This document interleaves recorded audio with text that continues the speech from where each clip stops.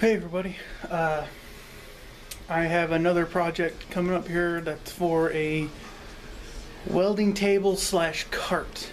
Now, my cart is of course basically packed now because I have my new Everlast on the bottom. I have all the stuff for it below it and the Hobart's up top. And if you want to know what the garbage bag for is, it's my roof. It don't leak, it sweats because it's metal. Cold in here, hot outside, condensation. Science. But, you know, my tank's on the back, my plug's here on the wall, and, you know, I got my sticks basically held in with the bungee that holds my tank in and some crappy scrap PVC. So what I was thinking is building a table. That's what all this scrap crap is here for.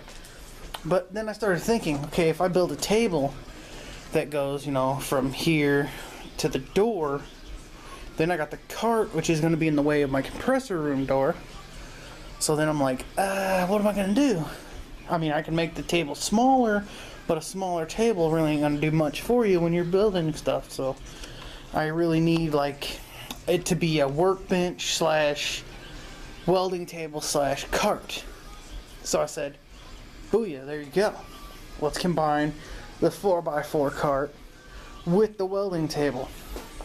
So basically, here's what you got. It's my 4x4 welding cart table. So I'm going to take the wheels and front end off the cart, put on the table. I'm going to put a welder on each side or both of them on one side. I haven't figured that out yet. And I'm also thinking about building a drawer to hold all my stuff, like over in here, you know. But then I started thinking, yeah, the drawer would kind of be in the way of the legs, because this thing's going to be about 3 foot tall. Alright, and it's actually 32 by 60 is what I'm building it, which will be plenty big enough, but it'll still get past the car when the front end's on to get outside when I'm welding something outside. So what I'm thinking now is what I need to do is build it like this. Alright, and I'm thinking cutting out the bottom to have like a foot spot. But now actually as I'm looking at this, I just thought, wow, I really need a place to put that TIG pedal. So I'm probably going to leave that just like it is. But, you know, I'm going to probably put the tank over here too on the front end part. But I'll know more as I build it and I can see it coming, you know, more into what I want. Now I know the top has to be at least a 1/4 inch is what I'm going to make it. 1/4 inch thick plates. So in the bottom, I don't know yet. I don't know if I'm going to do anything with the bottom. I could put just some wood there, but I'd be afraid when the pops of the MIG or if something goes wrong with the TIG or I'm using the stick welder, which will hardly be ever, it's going to pop off, go down, cause a fire. So these are things, you know, you got to think of ahead of time. If I could get some, I'd like to put some expanded metal in there. That would be nice. But that's what I'm going to be starting on, is the 4x4 welding cart, which is what I'm calling it. 4x4. Alright, and what I'm going to build it out of is actually a friend of mine, Nick Dozier here. Some people know him as Donald Dozier. That's his real name, but everybody calls him Nick. So he gets his shout out in this video. Gave me 3 of these steel, they're like shipping things. I got 2 more out there if you can see them. But that's the top. It's perfect for the top. It's the right size already.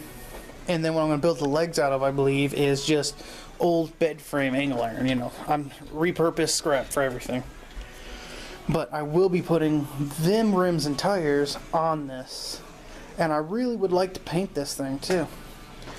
So I've got, you know, more scrap angle. I've got pieces over there, pieces over here. These things, which are like supports, I'll probably use on the sides. Unfortunately, none of these have enough to do the 3-foot section. So what I have to do is I have to weld some of this onto some of this to hold it. Now that's all 1/8 inch angle, and I don't plan on putting an engine on this thing or anything. Just, you know, small sheet metal, stuff like that. So I have to start by welding. I believe I'm going to weld these onto each end of this, and then from there I'll measure it and get it up to the 3 foot high which I want it. And 3 foot is how I measured that, is I sat in my office chair, which is my welding chair, and seeing where I was at, and I want it to be just below chest height when the table's done. So that's how that's gonna work. So really, you know, they had it nutted and welded together. They actually, let's see, they got them okay. Well, I thought they were welded here, the nuts were, but they were welded onto those supports, which I will use again. Now another thing I think I need to do is on the top, let me see if I can't get something drawn out here. The top, where it's flat, if I just leave it flat, I'm not going to have anywhere to clamp to.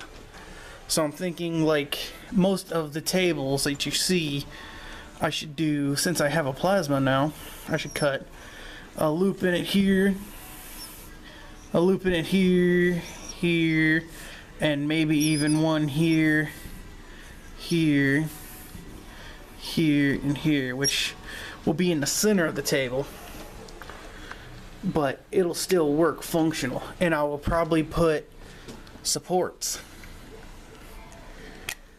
I'll get some flat bar, and I'll put supports through here, here, and probably off to like here, here, here, and here, because I know there's some flat bar already on it here and here. So as you can see, let me see here. Yeah, you see you got some angle, angle, and angle. If I cut out this angle and move them to make room for the slots, it'll make it a better welding table. Which I don't even have that many clamps or nothing like that, but I need to get some more. But that's the plans. That's what we're building. I'm going to get started on it right now.